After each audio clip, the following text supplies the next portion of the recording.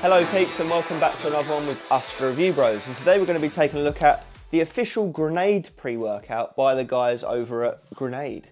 I'm sure you've all heard of them. They're a very mainstream sort of brand up there with the likes of USN, Optimum Nutrition, you know, all the ones that you see in your typical stores like Tesco, Sainsbury's, Morrison. Just easy to get your hands on, cheap and cheerful, usually. It's one of those. I'm sure a lot of you have used it.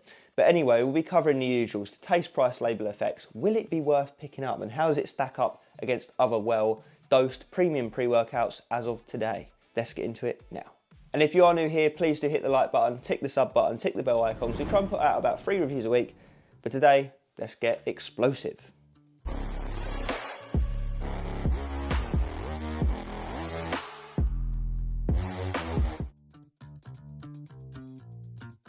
First segment, taste and mixability. We're going to be trying out cherry bomb flavour. I'll flash up the others on the screen for you. Check out mixability first. Not too bad. Like, it's not the biggest serving out in the world, so I was expecting it to be a bit better, to be honest, but it's about average. You've got a little bit of froth action going on there, but let's see how it tastes. That's the main thing. Very strong flavouring, very sweet, very forthcoming and potent. Obviously, you can water it down to make it more weak if you want to. But overall, yes, I concur. It does taste like a cherry. It tastes more towards being like a candy kind of cherry sweet rather than them trying to go more down the natural route. But yeah, I think it's a good one. I'll give it one more sip and I'll give you a score. I mean, I do quite like the flavour cherry in general, but yeah, I'd be happy to give this one a solid 8.5 out of 10. Like, there's not got too much to mask in there, but even so, flavour's flavour. 8.5 out of 10, decent job. Let's move on to price.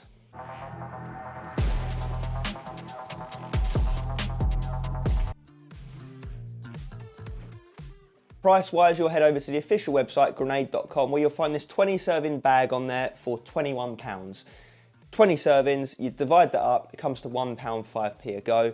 Now, on our consistent price scale that measures how expensive pre's are, where a 5 out of 10 is a bang average price point on the market, this comes in at a very nice solid 8 out of 10. So it's a substantial amount cheaper than your typically priced pre-workout on the market. So what exactly are we getting for that price point? Is it still going to be a fleshed out, decent pre-workout, or are they skimping a bit too much? Let's find out right now.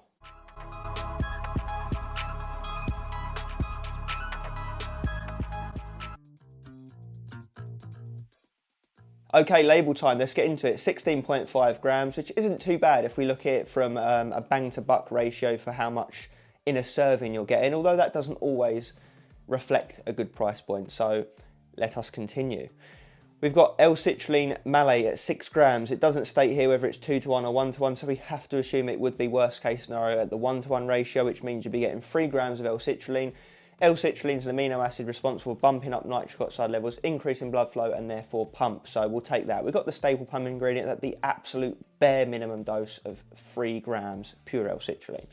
So we should get something from it, hopefully. Then we've got beta-alanine at 2.5 grams. We normally like to see 3.2 as the daily minimal intake amount.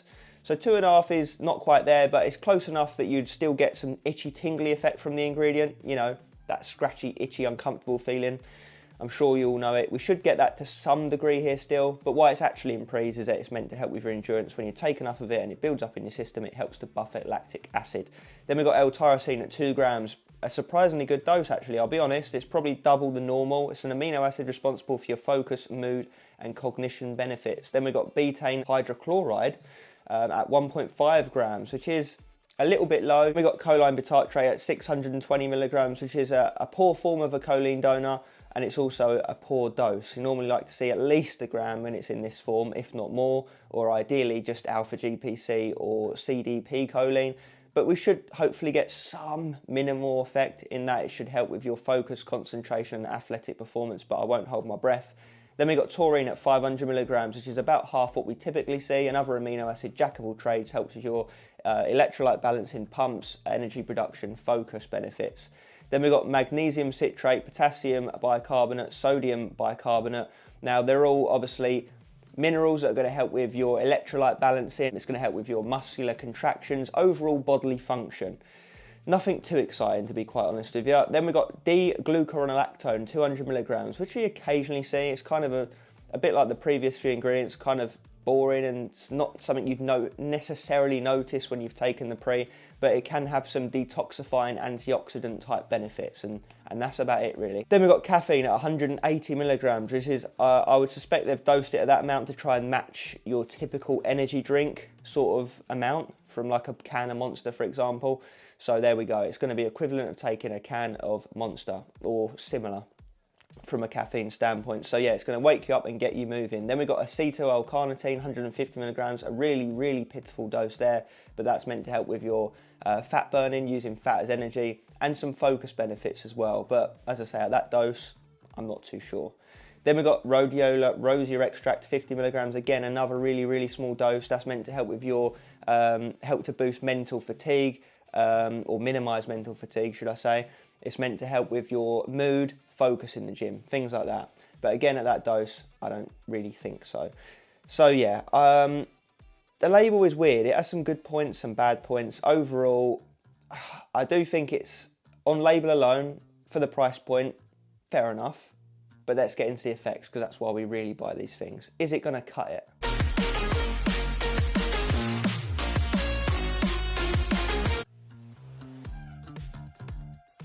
Okay, we're into a real world effects of Grenade pre-workout in the several times we've used it. So what did we think?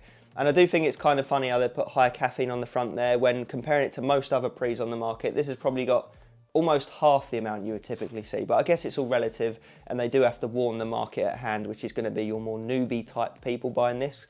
As I said, it's available in most stores, so it's very easy to pick up. So anyway, beta-alanine is normally the first thing you feel. It's in here at 2.5 grams. It kicked in to a mild degree, 4 out of 10 on the tingle scale, nothing crazy, just enough that you know it's in there, but it doesn't ruin your day. So if you don't like beta-alanine, that might be a good thing. If you do like it, you'd obviously wish that it was a bit stronger.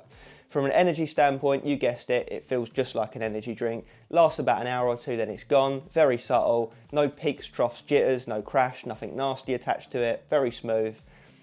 From a focus standpoint, I would argue it's very minimal. You know, most of the focus is obviously coming from that caffeine and L-tyrosine.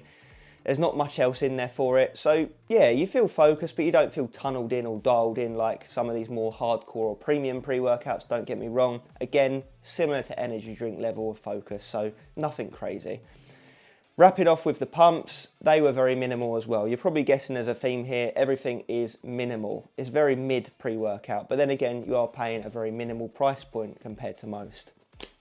So yeah, don't get me wrong, it's not like you can't get pumped on this pre-workout, it's just not giving you much to actually acquire a pump. Just a little peppering of L-citrulline is all we're really getting, but it's not throwing crazy amounts of anything at you. And I think that's obviously the market they're going for. They're going for the more budget, beginner, friendly type of pre-workout audience, aren't they? Let's be real. So for the price point, an 8 out of 10, I do think that I don't think they're ripping you off for that price point, but would like to see them invest more in ingredients that are more meaningful, that are actually going to help you through your workout rather than just pad out the label. What do I mean by that? I feel like the magnesium citrate, potassium bicarbonate, sodium bicarbonate, and D-glucuronolactone are all kind of just put in there to make the label look longer and more impressive than it actually is, when instead they could pull the price point back from spending out on those ingredients and put them into more useful ones. So add in more nootropics or more pump ingredients or even more stimulants. So I do think that it could be tidied up a little bit. Some things could be dosed better. You know, you could make the L-citrulline 4 grams pure. You could make beta-alanine easy 3.2 grams. There's no reason why you couldn't. The L-tyrosine's fine. You could just change that to betaine and hydrous at 2.5 grams. The choline, you could change to a decent source of choline and up the dose of that. Taurine double, I'm basically saying change the whole label at this point. But what I'm saying is I think that they could easily repurpose what ingredients they're using while still maintaining a good price point. I think that's very much doable, and we've seen other companies do it. So that would be my advice to these guys if they happen to ever watch this review and take note of it. But you know, how long's a piece of string? Will that ever happen? It's all relative at the end of the day. If you're after a more budget pre-workout, then it's going to be ideal for you, isn't it? If you're someone that prioritizes cheapness and flavor and something that's just going to give you a bit of a pick-me-up similar to energy drink level, then it'll be fine for you. If you want something more, it's just simply not going to cut it. So it's only really strictly suitable for, as I said, beginners or people on a strict budget. Anyone else, there's just much better options out there.